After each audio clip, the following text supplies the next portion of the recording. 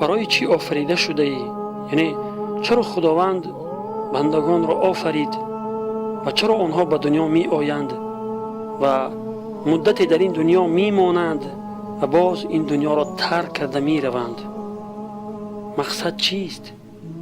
برادر جوان، جستجوی جواب این سوال از بهترین مسائل است که مسلمان را بر قدم گذاشتن بر طریق استقامت، یعنی بر آن طریقی که استواری در دین است، و انابت یعنی بازگشت به سوی او تعالی یاری میکند. زیرا خداوند ما را بیهوده و بدون هدف نیافریده است و ما برای هدف عظیمی که همان عبادت پروردگار است به دنیا آمده ایم.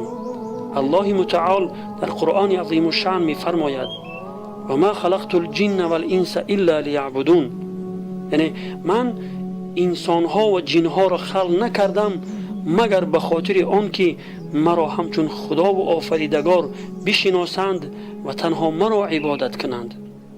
سوره زاریات آیه 56.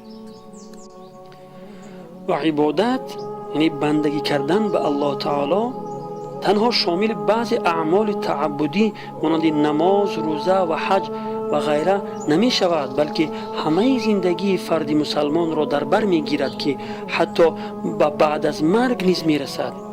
الله رب العزت می فرماید: استعیذ بالله، قل ان صلاتی و نسکی و محیای و مماتی لله رب العالمین لا شریک له و بذلك امرت و انا اول المسلمین. یعنی بگو نماز و تمام عبادات من و زندگی و مرگ من همه برای خداوند پروردگار جهانیان است، همتای برای او نیست و به همین مأمور شده ام و من نخستین مسلمانم.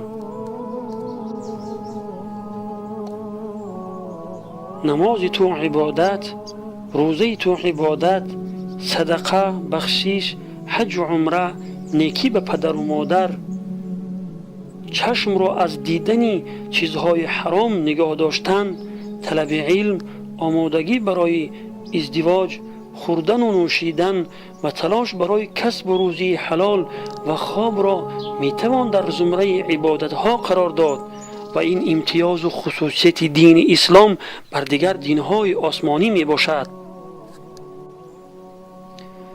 آیا شایسته است که مسجدها از وجودت خالی باشند و مجلس‌های فسق و فجور را آباد نگه داری؟ آیا شایسته است که کتاب خدا و سنت رسول الله صلی الله علیه و سلم را ترک کنی و گوشهایت همواره با موسیقی پر باشند؟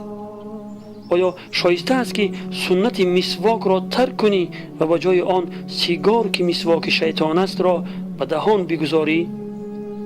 آیا شایسته است که مجالس علم و ایمان را ترک کنی و همراه منحرفین، اون شخصانی که از راه راست بیراه شده اند، در مجلس غیبت، سخنچینی و دروغ و بهتان باشی؟